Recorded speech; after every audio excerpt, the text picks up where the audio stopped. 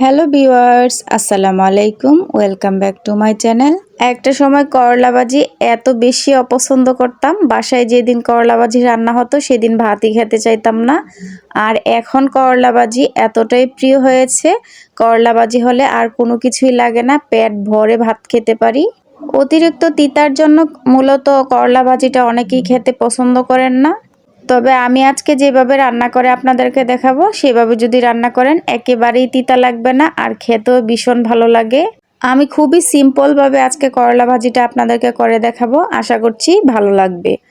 প্রথমে আমি এখানে বড় সাইজের একটা করলা আর 3-4টা আলু কেটে নিয়েছি, আর কিভাবে কেটে নিয়েছি সেটাও আপনাদেরকে কিন্তু একটু দেখিয়ে দিচ্ছি।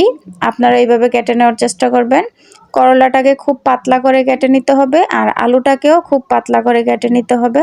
করলা কিন্তু কাটার পর ধোয়া যাবে না, কাটার আগেই করলাটাকে ধুয়ে নিতে হবে। পানি লাগলেই করলা তিতো হয়ে যায়।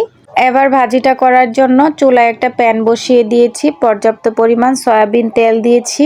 করলা ভাজির মধ্যে তেলের পরিমাণটা একটু বেশি দিবেন, এতে করে কিন্তু করলাগুলা খুব সুন্দরভাবে ভাজা হবে। তেল গরম হয়ে আসলে এর মধ্যে দিয়ে দিলাম 1/2 কাপ পরিমাণের পেঁয়াজ কুচি। এরপর দিয়ে দিলাম 7-8টা আস্ত কাঁচামরিচ। কাঁচামরিচটা আস্ত দিয়েছি কেন সেটা আপনাদেরকে একটু বলে দেই। কাঁচামরিচটা ফালি করে দিলে সম্পূর্ণ ঝালটা বেরিয়ে যাবে, এতে করে কিন্তু করলা ভাজিটা ঝাল ঝাল হয়ে যাবে, খেতে ভালো লাগবে না।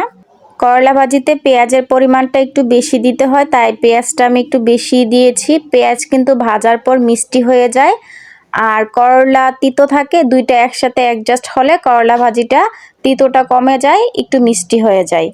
তো পেঁয়াজটা কিছুটা নরম হয়ে ভাজা হয়ে আসলে দিয়ে দিলাম আমি স্বাদমতো লবণ। এখন দিয়ে দিব করলাগুলা দিয়ে একটু তেল, পেঁয়াজ, কাঁচামরিচ সব কিছুর সাথে ভালোভাবে নেড়েচেড়ে মিশিয়ে নিব। আর আমি সম্পূর্ণ রান্নাটা করব চুলার আঁচ মিডিয়ামে রেখে। কিছুক্ষণ নেড়েচেড়ে সব কিছু মিশিয়ে নিয়েছি। এবার আমি ঢাকনা দিয়ে ঢেকে দিব। 5 মিনিট এভাবে করে ঢেকে রাখলেই আলু করলা মোটামুটি সিদ্ধ হয়ে যাবে। কিছুক্ষণ পর ঢাকনাটা খুলে উল্টে পাল্টে নেড়ে নিচ্ছি। করলা আলু কিন্তু সিদ্ধ হয়ে গেছে, এখন শুধু একটু নেড়ে চেড়ে কালার করে ভেজে নিব। আমি আর ঢাকনা দিয়ে ঢাকবো না, এভাবে করেই ভেজে নিব। করলা ভাজির কালারটা সুন্দর হওয়ার জন্য আমি এই পর্যায়ে এসে 1/2 টেবিল চামচ হলুদের গুঁড়া দিয়ে দিচ্ছি। করলা ভাজির মধ্যে হলুদের গুঁড়া দেওয়ার 2টা কারণ আছে। প্রথমটা হলো করলা ভাজির কালারটা খুব সুন্দর আসে, আর দ্বিতীয়টা হলো করলা ভাজিটা খুব সফটভাবে সিদ্ধ হয়, ভাজা হয়, খেতে ভীষণ ভালো লাগে। আপনারা চাইলে নাও দিতে পারেন, অনেকে সাদা কালার পছন্দ করেন, আবার অনেকে একটু কালারফুল রাখতে পছন্দ করেন। এখন শুধু অনবরত নেড়েচেড়ে ভেজে নিব। কিছুক্ষণ এইভাবে নেড়েচেড়ে ভেজে নিলেই কিন্তু করলা ভাজির অরিজিনাল কালারটা চলে আসবে। খুবই অল্প সময়ের মধ্যে কিন্তু এই ভাজিটা করে নিতে পারবেন।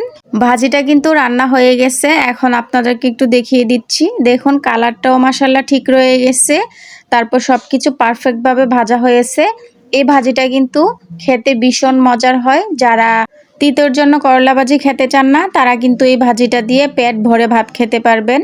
আশা করছি সিম্পল করলা ভাজির রেসিপি আপনাদের কাছে ভালো লেগেছে।